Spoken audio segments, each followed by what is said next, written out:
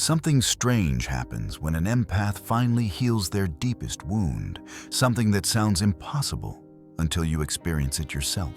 You wake up one morning and the person you've been obsessing over for months, maybe years, the one whose texts made your heart race, whose silence kept you up at night, whose attention you've been chasing like it held the key to your worth, you look at them and feel nothing. Not the nothing that comes from gritting your teeth and forcing yourself to move on. Not the nothing that's really anger wearing a mask. I mean, actual nothing. Like someone turned off a switch you didn't even know existed. Yesterday, they were everything. Today, they're just another person. And you can't quite understand how you ever saw them as more. This is what happens when you heal the core wound.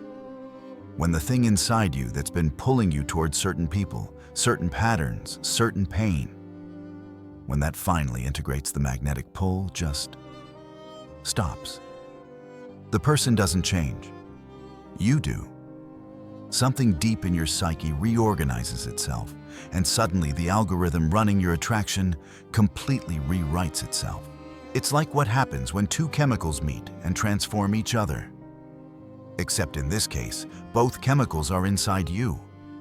The wound and the healing collide, and what emerges is someone who can't be hooked by the same things anymore. People talk about the moment two personalities meet and both are transformed. But what about the moment you meet yourself, really meet yourself, and discover you've been carrying around someone else's definition of love this whole time? That's what we're going to explore. Not the theory of it, but what it actually feels like when your attraction flips. Why it happens. What it means about who you've been and who you're becoming. And what becomes possible when you're finally free from patterns you didn't even know were running you. If something in these words is landing in your chest right now, if you're feeling that strange mix of recognition and relief, hit that like button and subscribe. Not everyone is ready for this conversation, but you might be. Let's go deeper. Let's start at the beginning. What exactly is a core wound?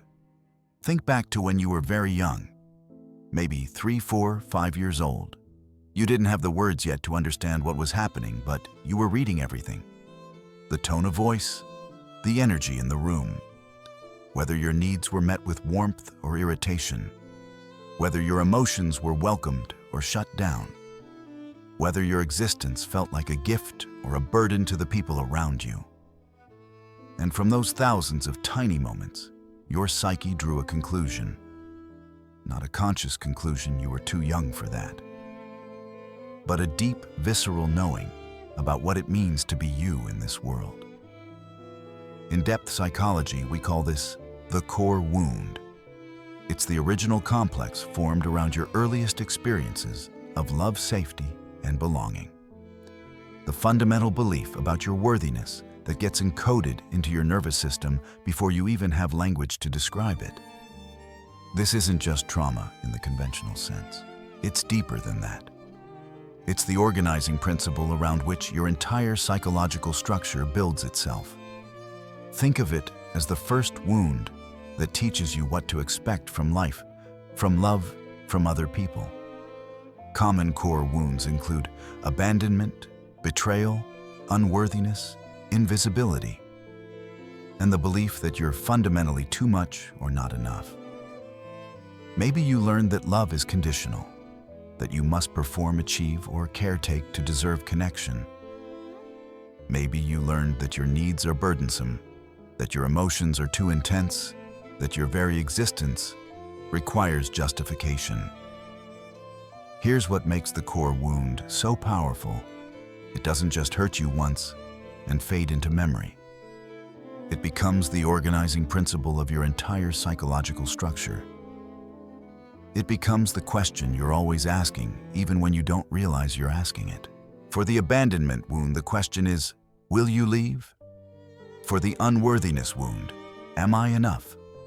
For the invisibility wound, do you even see me? For the burden wound, am I too much? And every relationship becomes an attempt to answer that question. Every interaction becomes a test.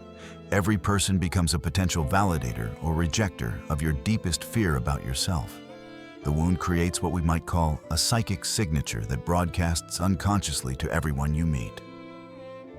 You're not deliberately seeking out people who will hurt you, but the wound has tuned your frequency to a very specific channel, and that's the only channel you can receive signals from. When you carry an abandonment wound, you unconsciously seek out people who will leave. When you carry an unworthiness wound, you gravitate toward people who confirm you're not enough. It's not conscious. It's not a choice you're making on purpose. It's the wound seeking what's familiar, trying desperately to heal itself by recreating the original injury, and finally getting it right this time. It's your psyche saying, if I can just make this person stay, it will prove I was never truly abandonable. If I can just be enough for this person, it will prove I was always worthy. The wound is trying to heal itself by recreating itself. And that's the trap that keeps you stuck for years, sometimes decades. The wound becomes so embedded in your identity that you can't separate who you are from what happened to you. You don't say, I experienced abandonment. You say, I'm someone who gets left. You don't say, I was made to feel unworthy. You say, I'm not enough. The wound stops being something that happened and becomes something you are. The wound becomes so embedded in your identity that you can't separate who you are from what happened to you. You think, I'm someone who gets left, or I'm someone who loves too much, or I'm someone who always ends up disappointed. Until you make the unconscious conscious, it will direct your life and you will call it fate. This is the tragedy of the core wound. You believe your relational patterns are destiny when they're actually just repetition. You think you have terrible luck in love when you're actually operating from a wounded algorithm that can only compute one outcome. And here's the part that's hardest to accept. The wound doesn't feel like a wound after a while. It feels like you. It feels like your personality, your preferences, your type. You say things like, I'm just attracted to intense people, or I like a challenge, or I need someone who needs me. You frame it as choice, as taste, as who you authentically are. But these aren't preferences. They're adaptations. They're the wound speaking. They're survival strategies that crystallized so early, you can't remember a time before them. You think you're choosing people who excite you when really you're choosing people who activate your wound. And activation feels like aliveness when you've been carrying deadness inside you for so long. But these aren't preferences. They're adaptations. They're the wound speaking. Recognizing your core wound isn't weakness. It's not pathologizing yourself or wallowing in victimhood or blaming your parents for everything wrong in your life. It's the beginning of power. Because you cannot heal what you cannot see. And you cannot change what you believe is just the way things are. The question isn't whether you have a core wound. If you're human, you have one.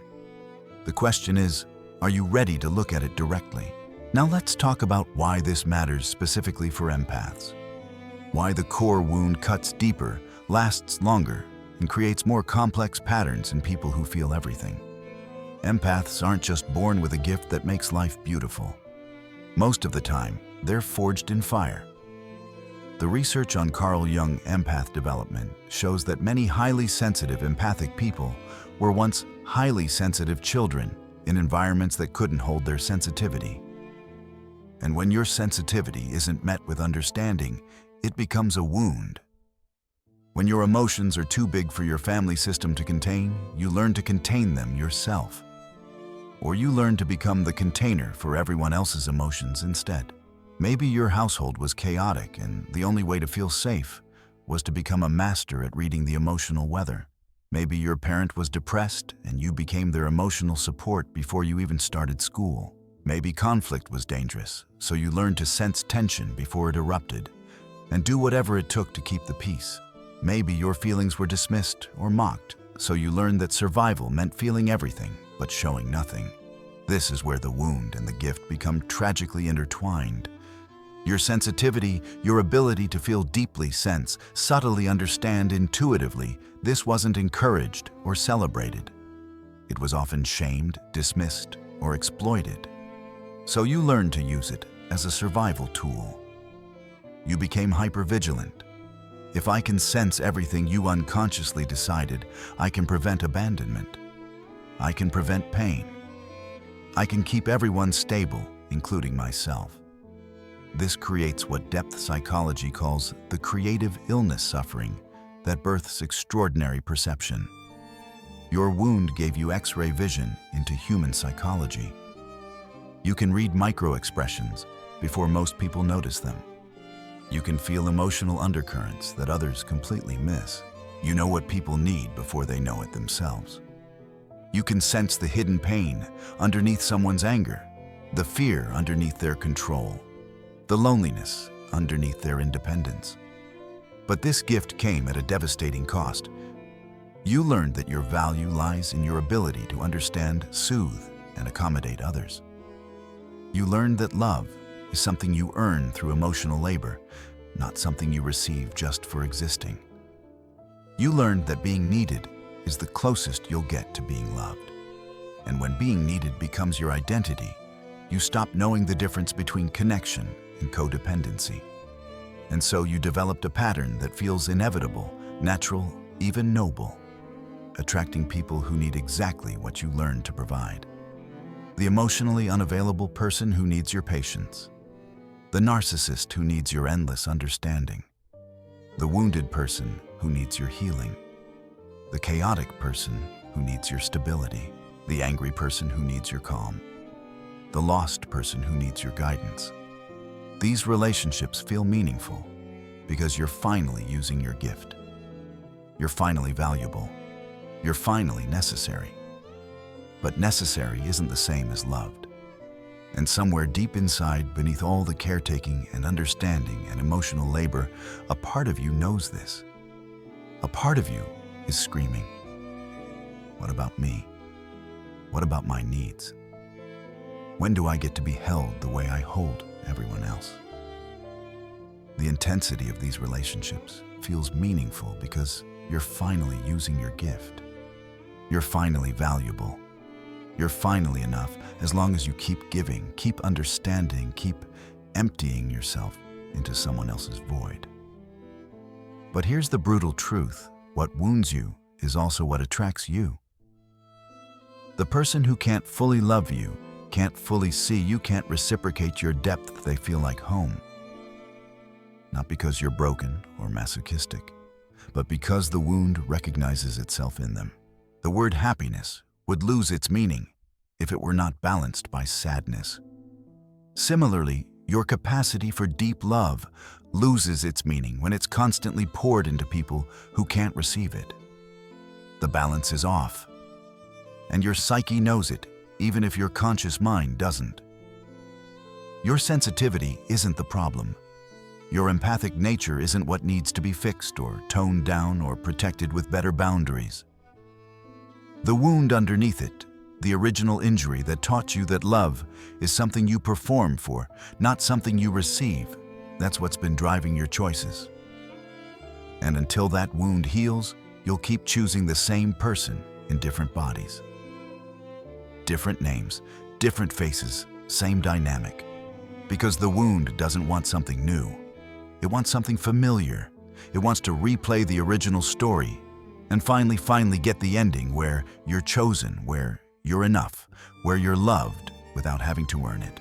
The tragedy is that you can't earn what you already deserve, but the wound doesn't know that yet. Let's talk about why you keep choosing the wrong people.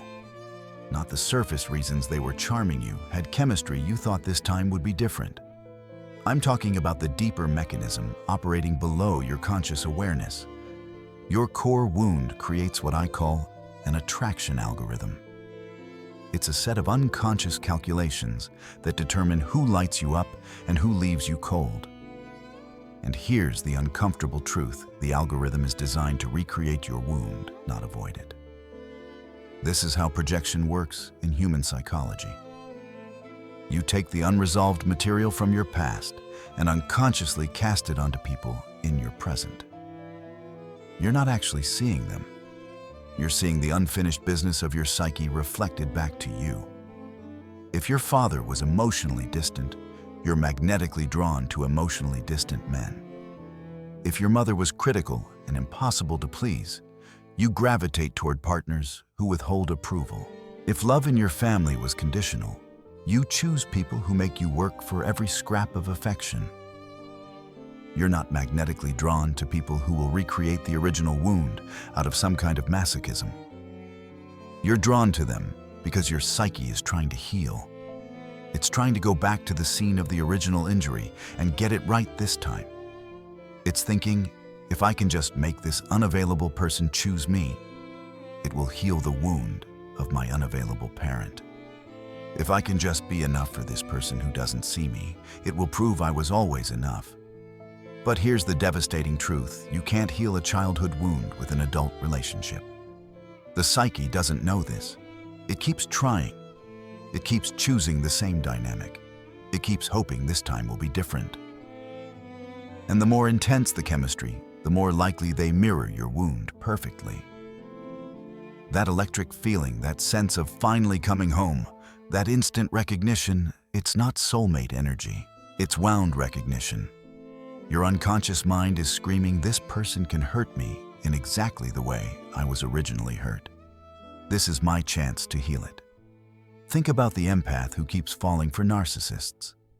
She's not attracted to their cruelty. She's attracted to the glimpse of vulnerability underneath it. She believes she can be the one to reach them, to heal them, to earn their love. And in doing so, she'll prove something to the original person who didn't see her value, usually a parent.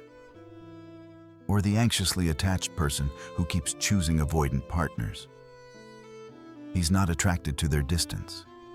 He's attracted to the fantasy that if he just loves hard enough, they'll finally let him in. And in that moment of being let in, he'll heal the terror of abandonment that's lived in his chest since childhood. Where love rules, there is no will to power. Where power predominates, their love is lacking. But when you're operating from a wound, you confuse the two. The pursuit feels like love. The longing feels like passion. The pain feels like proof of how much you care. But real love doesn't require you to chase it. Real love doesn't ask you to prove yourself. Real love doesn't recreate your original wound so you can finally heal it. Real love is what becomes possible when you stop running the wounded algorithm. When you heal the wound yourself instead of outsourcing your healing to someone else. When you stop letting the past dictate the present, and that's when everything flips. And here's what happens when you live with a core wound for long enough: you build an entire identity around it. You develop what depth psychology calls a persona, but not just any persona. A wounded persona. A false self constructed entirely around strategies to prevent the wound from being triggered again. For empaths, this usually manifests as the helper self, the giver, the understander, the person who's always available, always insightful, always willing to hold space for everyone else's pain. You become valuable through service. You earn love through understanding. You prove your worthiness through endless giving. This false self isn't entirely false. It's built on real qualities you possess. You are insightful. You are compassionate. You do have the capacity to hold space. But these qualities have been weaponized by the wound. They've become strategies rather than authentic expressions. You're not giving because you want to. You're giving because you've learned that's the only way to keep people close. You're not understanding because it brings you joy. You're understanding because it's the only way you know how to prove you're not a burden. The false self operates on a simple equation: if I give enough, if I understand deeply enough, if I'm patient enough, accommodating enough, selfless enough, then maybe finally I'll be worthy of receiving. But that equation is rigged. Because the people attracted to your endless giving aren't people who are capable of reciprocating. They're people who need exactly what you've learned to provide without asking for anything in return. You give because you believe that's how you earn the right to receive. You understand because you believe that's how you prove you're not a burden. You're endlessly patient because you believe that's how you keep people from leaving. And this false self attracts a very specific kind of person. People who need rescuing, people who need fixing, people who need endless empathy, infinite patience, unconditional understanding. Not because they're necessarily bad people, but because you're broadcasting a signal: I will give without limit. I will understand without judgment. I will love without reciprocity. These relationships feel meaningful because you're needed. And for someone with a core wound of unworthiness or invisibility, being needed feels close enough to being loved. You confuse the two because the wound has taught you they're the same thing. But they're not. Being needed means someone depends on your function. Being loved means someone values your existence. Being needed means you're useful. Being loved means you're irreplaceable. Being needed is conditional. It lasts as long as you keep performing. Being loved is essential. It exists, whether you're giving or receiving, strong or vulnerable, perfectly understanding or beautifully flawed. The false self doesn't know the difference. It just knows that when you're needed, you're safe. When you're giving, you're valuable. When you're accommodating, you're lovable. So you keep performing. You keep overgiving. You keep understanding people who never try to understand you. You keep holding space for people who never ask what space you need held. You keep loving people who mistake your depth for a resource they can drain. And somewhere deep inside, a part of you knows this isn't real. This isn't sustainable. This isn't what you actually want. But the wound won't let you stop. Because stopping means facing the terror underneath. What if I'm not lovable just for existing? What if who I actually am isn't enough? But the persona is a complicated system of relations between individual consciousness and society. And when that system is built on a wound, every relationship becomes a performance. Every interaction becomes a test. Every moment of authentic need becomes dangerous. But here's what you need to understand. Every moment you spent overgiving, every time you abandoned yourself to make someone else comfortable, every relationship where you loved someone more than they could love you back, you weren't being foolish. You weren't being weak. You were trying to rewrite your origin story. You were trying to heal. And you can stop now. Because healing doesn't come from finally being enough for someone who can't see your value. Healing comes from recognizing that you were always enough. The wound just couldn't let you believe it. So what does it actually mean to heal a core wound? Most people think healing means getting over it, moving on, letting it go, forgiving and forgetting. But in-depth psychology, healing means something entirely different. Healing the core wound means integration. It means taking the part of you that was wounded, usually a very young part, the child who first learned that love was conditional, that safety was uncertain, that belonging required performance, and bringing that part into consciousness. Not to fix it or change it or convince it that everything's fine now, but to witness it, to see it fully, to understand what it needed and never got.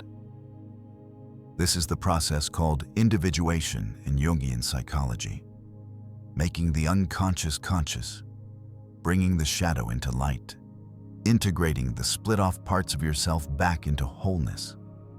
The wound heals when you stop running from it and turn toward it, when you can look at the original injury without flinching, without minimizing, without rushing to the lesson or the silver lining. When you can say what happened was real. It shaped me. It hurt me. And it's no longer directing my life. This is shadow integration. And it requires something most people aren't willing to do. You have to feel it fully. The abandonment you spent your whole life trying to prevent. The unworthiness you've been compensating for with achievement and service. the terror that you're too much or not enough or fundamentally unlovable. You have to feel what you've been running from, and you have to stay present while you feel it.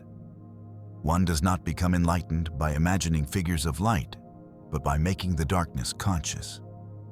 This is the paradox of healing. You don't transcend the wound by rising above it. You integrate it by descending into it. When you finally witness the wounded child inside you with adult compassion, something profound happens. That part of you that's been frozen in the past, that's been replaying the same patterns, that's been driving your attraction toward what hurts you, it finally gets what it needed all along. Not someone else's love. Your love. Your acknowledgement. Your presence. Your refusal to abandon it anymore. And when that part feels seen, really seen not by another person, but by you, the adult consciousness that can finally hold it, the energy that was trapped in the wound becomes available again. This is where people misunderstand the work. They think integration means the wound goes away, that you'll stop feeling the pain, that you'll arrive at some permanent state of healed and whole and above it all. But that's not how it works. The wound doesn't disappear. The original injury doesn't get erased. What changes is your relationship to it. You recognize it as a part of your story, not the entirety of your identity. You understand that what happened was real, but it's not still happening. You can feel the old pain when it surfaces without believing it's telling you the truth about the present. Most importantly, the wound no longer has veto power over your choices. Before integration, the wound makes your decisions. It chooses your partners. It determines your boundaries or lack thereof. It decides who deserves your energy and who you'll keep trying to earn love from. After integration, you make your decisions. You choose from consciousness, not compulsion. You recognize when the wound is being activated, and you can choose differently anyway. This is what healing actually means. Not the absence of pain, but the presence of choice. Not the disappearance of the wound, but the emergence of yourself as larger than the wound.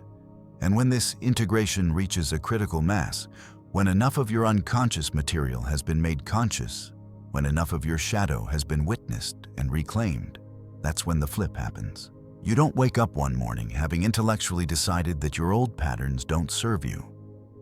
You don't talk yourself into being attracted to different people. You don't force yourself to stop wanting what you've always wanted.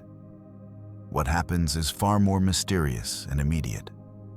After enough integration, after enough shadow work, after enough making the unconscious conscious, there's a threshold moment, a quantum leap in consciousness. And suddenly, your entire psyche reorganizes around a new center. This is what depth psychology calls enantiodromia, when something becomes its opposite. When a pattern that has run your entire life suddenly inexplicably reverses. One day you're obsessed with someone unavailable. You're checking your phone, constantly replaying conversations, analyzing every micro-interaction, wondering what you could do differently to make them choose you. You're watching their social media, interpreting their silence, creating meaning from breadcrumbs. Your entire nervous system is oriented toward them. They're the first thing you think about when you wake up, and the last thing before you sleep. And then, seemingly overnight, you wake up, and that person feels empty, dull, even slightly repellent. You might even wonder what you ever saw in them. The chemistry you felt, that electric pull, that sense of finally being home, that feeling of this is the one, it's just gone. Not suppressed, not managed through willpower or therapy techniques or daily affirmations. Actually gone. Like a radio that was blasting music suddenly goes silent, and you can't find the frequency anymore, no matter how hard you try. You look at them, and instead of seeing the fantasy, the potential, the person they could be if they just healed or tried or loved you enough, you see reality. You see someone who was never actually available, someone who was never really seeing you. Someone whose attention you were chasing because the chase felt like love, when really it was just activation. And reality, after all that fantasy, feels flat, uninspiring, sometimes even shocking in its ordinariness. You think, was I really losing sleep over this person? Was I really contorting myself, analyzing every word, waiting by my phone, making excuses for behavior I would never accept from anyone else? It's not that you changed your mind through some logical process. You didn't make a list of pros and cons and decide they weren't right for you. Your psyche reorganized around a different organizing principle. You were operating from wound consciousness, every decision filtered through the question, will this heal my wound? And then suddenly you're operating from what we might call self-consciousness. Capital S. The integrated self that doesn't need external validation to know its own worth. The psychological rule says that when an inner situation is not made conscious, it happens outside as fate. But here's the flip side: when an inner situation becomes conscious, when it integrates external fate, changes instantly. What you were magnetically pulled toward loses its charge. The algorithm rewrites itself. Let me give you a real example. An empath I worked with spent 3 years in an on-again, off-again situation with someone emotionally unavailable. The pattern was classic intense connection, followed by withdrawal breadcrumbs, followed by silence, moments of vulnerability, followed by walls. She spent those 3 years trying everything. Better communication, clearer boundaries, more patience, more space, therapy for herself, recommendations for therapy for him. She was convinced that if she just found the right approach, the right balance, the right way of being, he would finally be able to love her fully. Her entire life revolved around this question: how do I make this work? Then she started doing deep wound work. Not to fix the relationship, but because she finally recognized she'd been abandoning herself for years. She started witnessing her abandonment wound the original injury with a parent who was physically present but emotionally absent. She started understanding how she'd been trying to heal that childhood dynamic through an adult relationship. She started reclaiming the parts of herself she'd contorted to try to be enough for someone who wasn't available. And then, one morning, about 4 months into this integration work, she woke up and it was just over. She texted me, "I don't know how to explain this, but I'm done. I'm not angry. I'm not hurt. I'm just done. I finally see him clearly, and what I see is someone who isn't capable of what I need.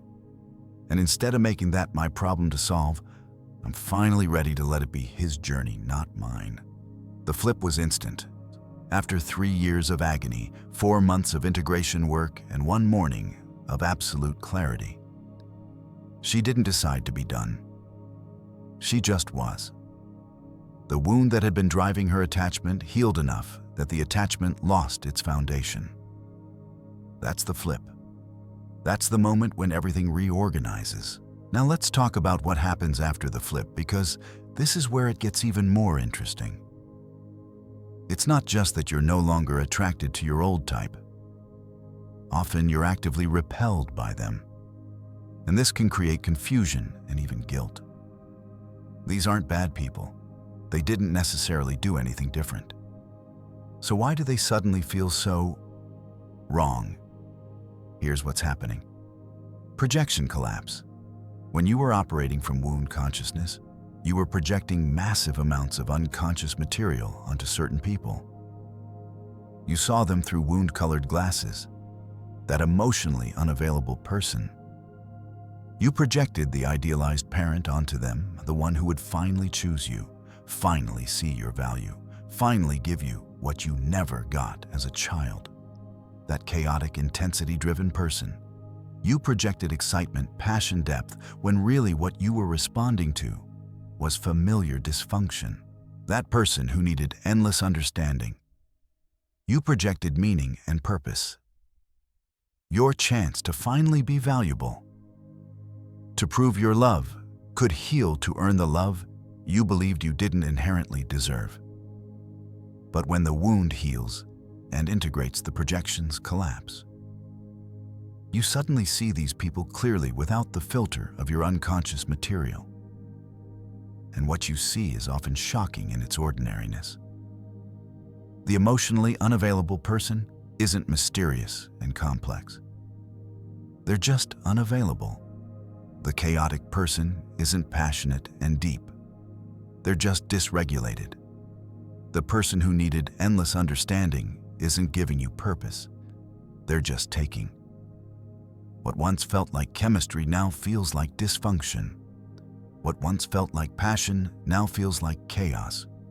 What once felt like love now feels like a part-time job you weren't getting paid for. And here's the part that creates guilt: they didn't change. You changed. Your lens changed, and now you can't unsee what you're seeing. You might think, but they're not a bad person. They're just wounded like everyone else. And that's true.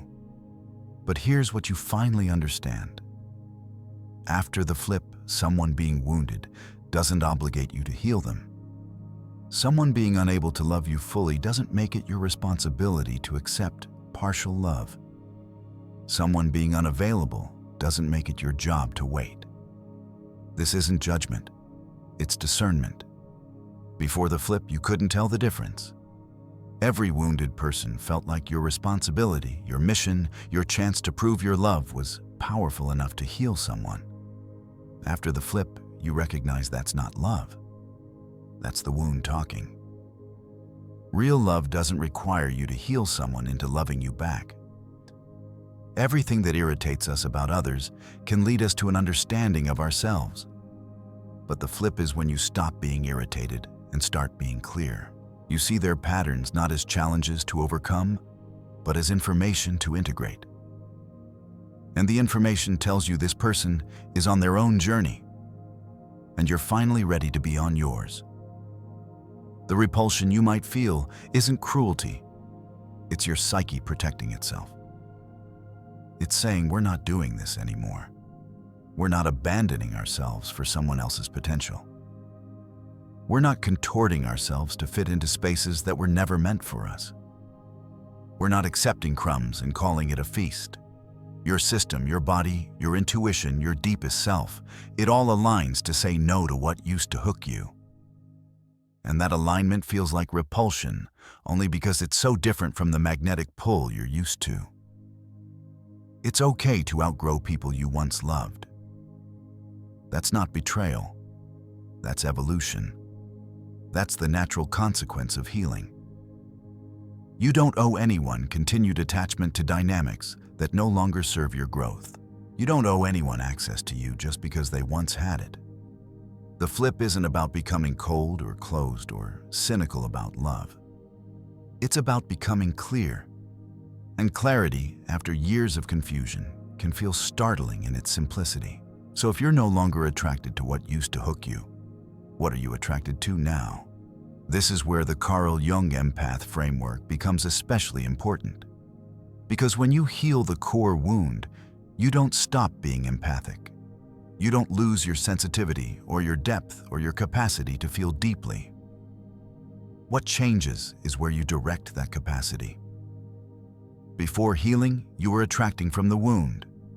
You were drawn to intensity, chaos, unavailability, dysfunction, anything that replicated the original injury, so your psyche could attempt to heal it. After healing, you attract from the self, from your integrated, individuated consciousness. And what that consciousness wants is radically different from what the wound wanted. New attraction markers emerge: consistency, emotional availability, reciprocity, calm presence. The things that used to bore you now intrigue you. The stability you once dismissed as lacking spark now feels like safety.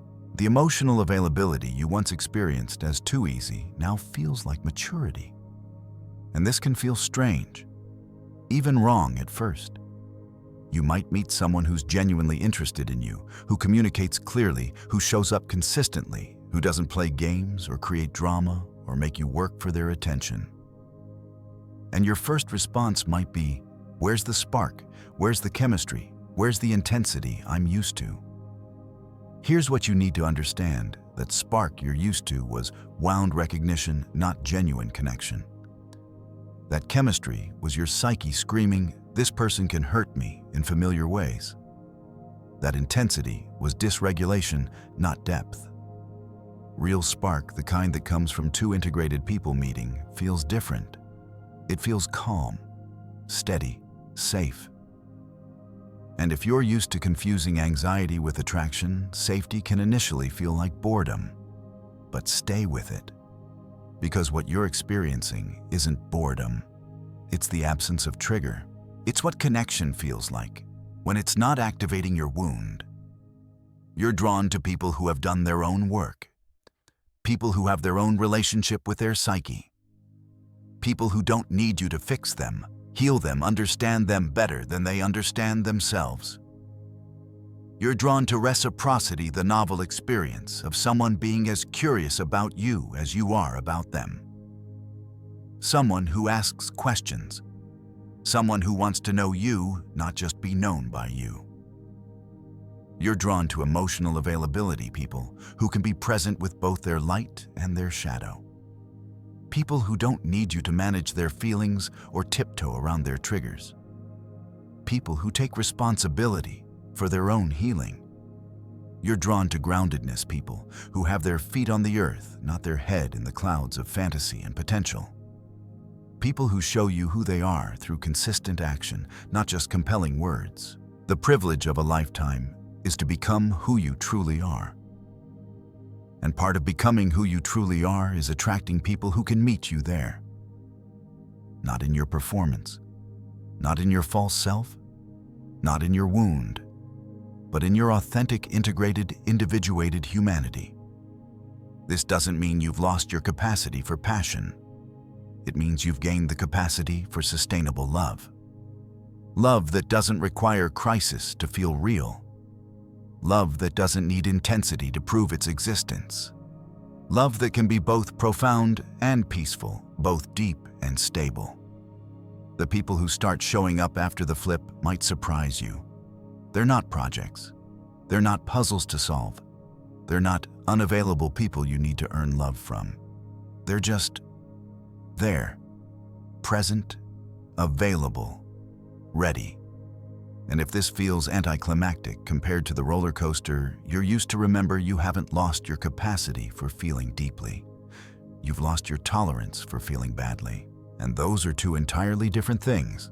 Now we need to talk about synchronicity because something almost magical happens when you heal at this level. In Jungian psychology, synchronicity refers to meaningful coincidences. Moments when your internal psychological state and external reality align in ways that seem too perfect to be random. And nowhere is this more apparent than in attraction after wound healing. When your inner state changes, external reality shifts. Not through magic or manifestation in the superficial sense, but through something more fundamental. You're no longer broadcasting the same signal. You're no longer attracting from the same frequency. Before healing your wound, broadcast a specific message. I need fixing. I'll accept partial love. I'll prove my worth through service. I won't ask for reciprocity. I'll heal you so you can heal me. And that broadcast attracted people operating on the same frequency. People with wounds that complemented yours. People looking for someone to fix them, understand them, save them. People who could sense your overgiving nature and position themselves to receive it. After healing, you broadcast an entirely different signal. I'm whole. I know my worth. I give from fullness, not depletion. I expect reciprocity. I won't abandon myself for connection. And that broadcast attracts fundamentally different people. People who have done their own work. People who don't need saving. People who can recognize your depth without exploiting it. People ready for real intimacy, not wound bonding disguised as love. This is why healed people attract healed people. It's not magic, it's frequency. It's what happens when you stop tolerating dysfunction and start expecting health. When you stop pursuing potential and start recognizing presence. When you stop accepting crumbs and start waiting for the whole feast. The quality of people entering your life shifts dramatically after the flip. And it can happen quickly sometimes within weeks or months of the wound integrating. I've seen it repeatedly in my work with clients. Someone does deep integration work, experiences the flip, and suddenly they're meeting different kinds of people. Or existing relationships transform. Partners who were once unavailable suddenly become more present. Friends who were once takers suddenly reciprocate. People who were once draining suddenly feel energizing. It's not that everyone around you magically heals.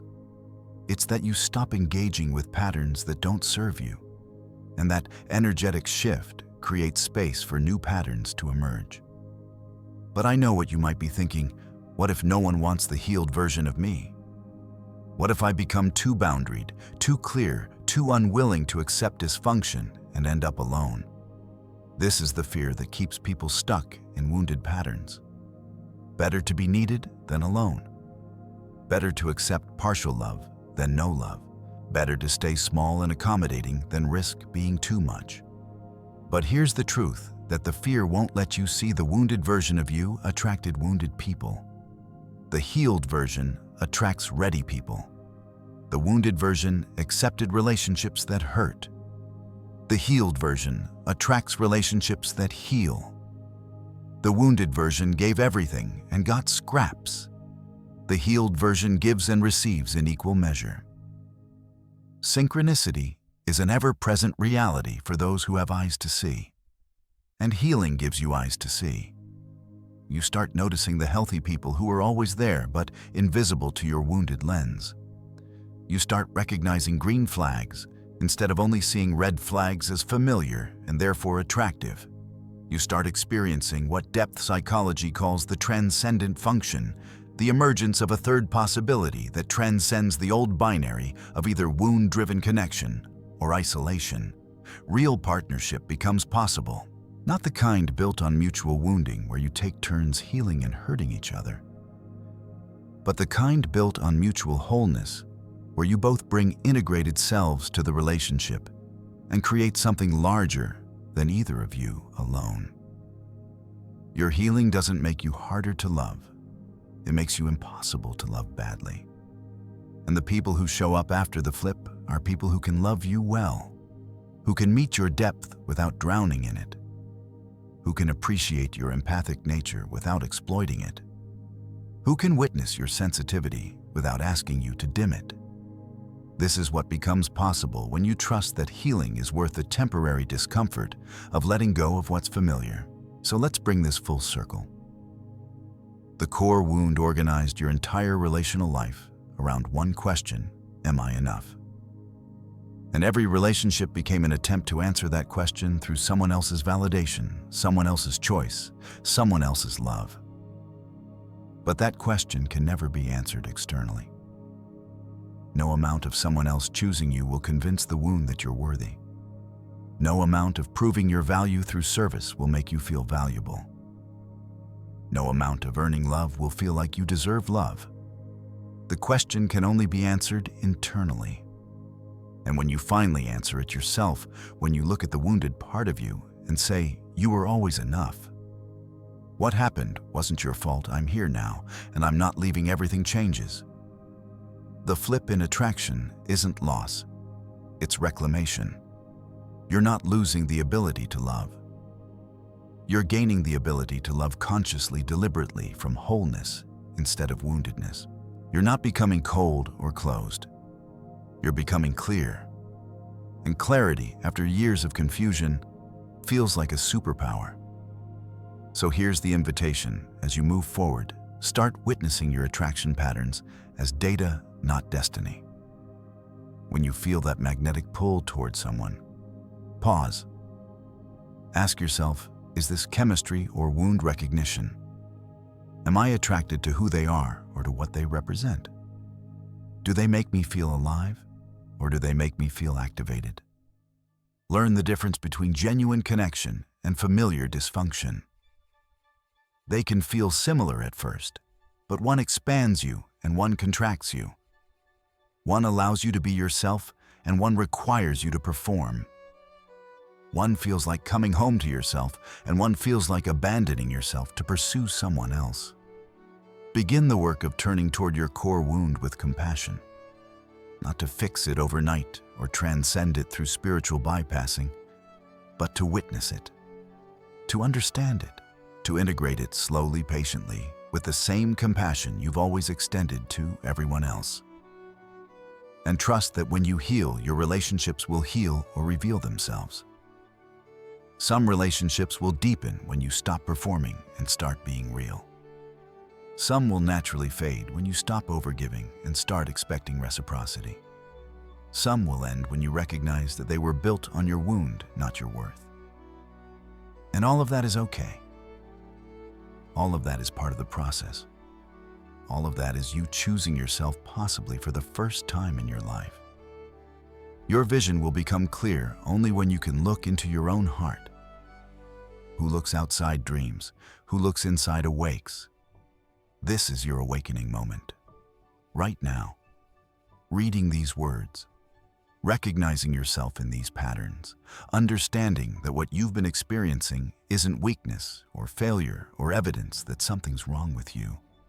You're not broken for being drawn to what wounded you. You were trying to heal. Your psyche was doing exactly what it's designed to do, seeking resolution, seeking completion, seeking the love you needed and didn't receive. But now you know the healing doesn't come from them. It never did. It comes from you. And when you choose yourself, when you integrate the wound, when you become whole, the entire algorithm of your heart rewrites itself. The flip is instant because truth always is. You don't have to force it. You don't have to fake it until you make it. You don't have to convince yourself to stop wanting what you want. You just have to heal. And then watch who shows up. Watch how differently you move through the world when you're not seeking external validation. Watch how clarity feels after years of confusion. Watch how peaceful, genuine connection feels compared to the chaos you thought was passion. You are not too much. You are not too sensitive. You are not too empathic or too feeling or too anything. You are simply someone who can see what others avoid. Someone who can feel what others numb. Someone whose depth is a gift, not a burden, once you stop giving it to people who can't hold it. The work of understanding human psychology, especially the Carl Jung empath experience, is the work of understanding yourself. And that understanding, that integration, that choosing of yourself over familiar patterns, that's where the magic happens. Not the magic of manifestation or attraction tricks or becoming someone you're not to find love. The magic of finally being who you actually are and finding that the right people, the ready people, the whole people they were waiting for, the real you all along. If this video found you at the right moment, please share it with someone who needs to hear it. Sometimes one insight changes everything. Let this be that moment.